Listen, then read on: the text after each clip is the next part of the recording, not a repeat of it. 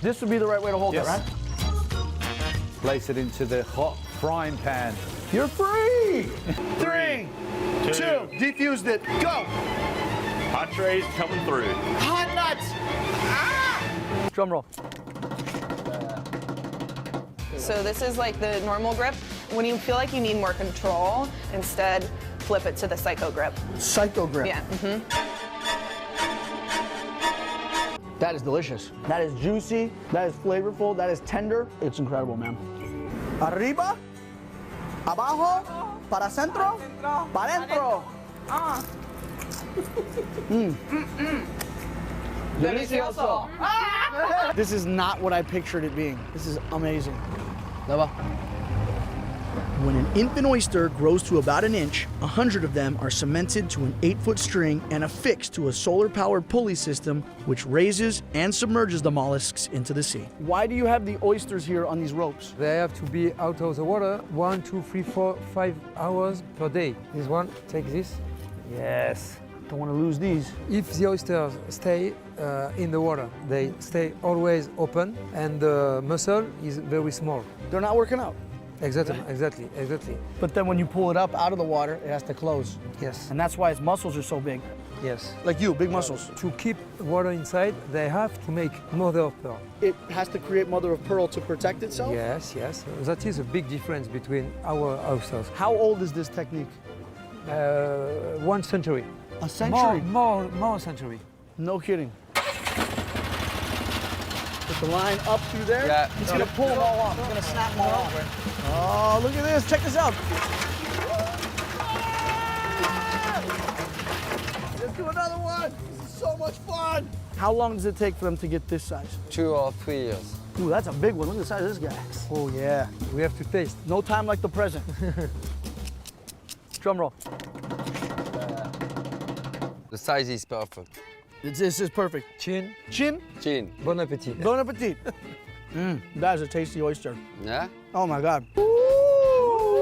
Come on over here and we'll get started. And we're gonna put almonds on this tray, about 6 pounds here. Okay. 5.6. Almost there. Ooh, I did it. On the money. Being a couple that lives together, works together, what do you guys find yourself disagreeing over the most? Oh gosh, Harry's the worst at returning phone calls. So what she's telling you I'm the is same way. it's just like any other business.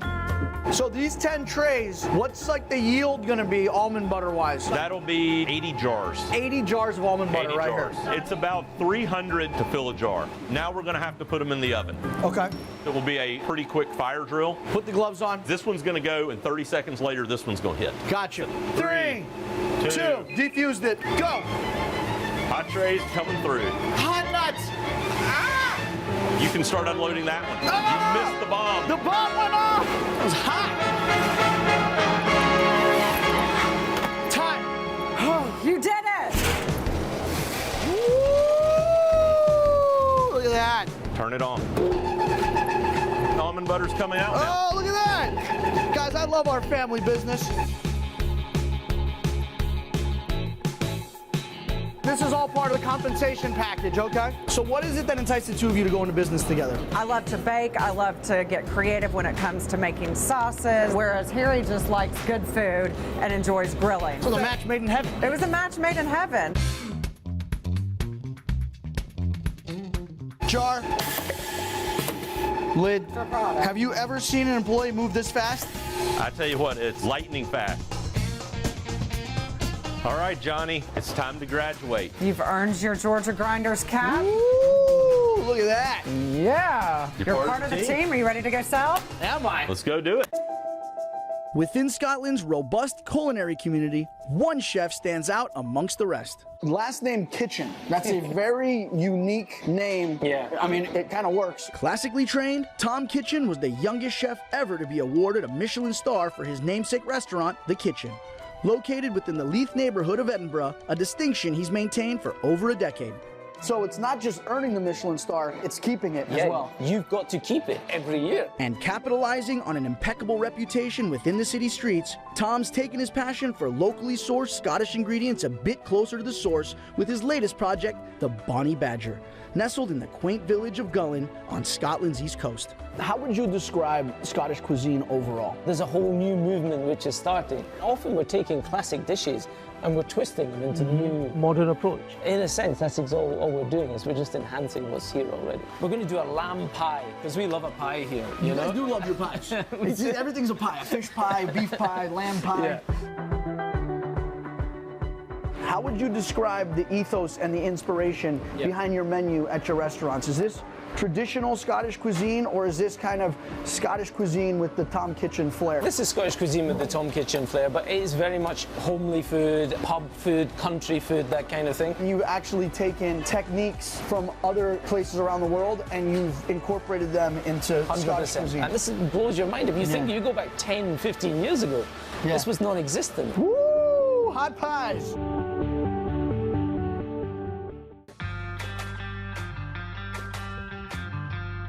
So what are we doing first here? We need to drag these beef legs over, so if you can reach. I got it!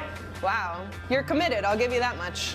This is roast beef. Yeah. Okay. This is the hind leg, so this is our hind shank here. We're gonna be taking this bone off. This is called the H bone. Okay. And we're gonna have to stay super nice and tight to this bone so that we're not stabbing into any of our good roast beef over here. We're gonna be making some sausage today, our classic fennel and garlic sausage. It's a 70% lean to 30% ratio of pork. I'm 80% lean. Well, no comment. So this is like the normal grip. When you feel like you need more control, instead flip it to the psycho grip. Psycho grip. Yeah. All right. Woo! Now we're cooking with gas.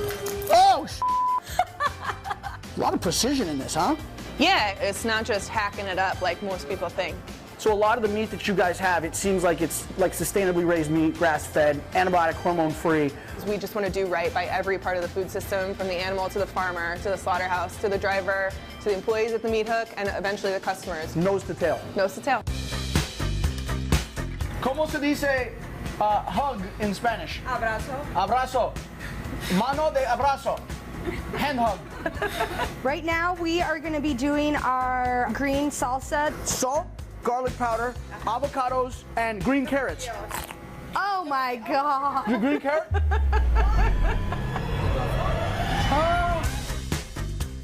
So Patricia, how long have you been working here at Ethos? 30 years. 30 years. Growing up, was she almost like a second mother figure to you? Absolutely. We've always loved Patty. She's been there for all of our life events. Kathy? Yep.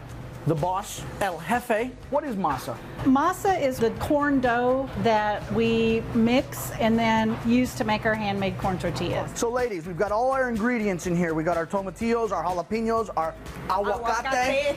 Now, my favorite part, I get to play with the power tool. Yes. Come with me if you want to live. That's from Terminator. Oh, that's burned my mouth. Yeah. Arriba, abajo, para centro, para dentro. Delicioso. Hey. So now we close the door, push this down. Oh, look at that. Now what do? Just slap it on there? Slowly lay it on. Ah! I messed it up. If I had to be in the kitchen, this is exactly where I'd want to be. In front of a grill with Dad. Woo! There it is. Is this pork already marinated? No. Straight from the pig. Thin slice from a pork shoulder. Here we go. Mira, mira.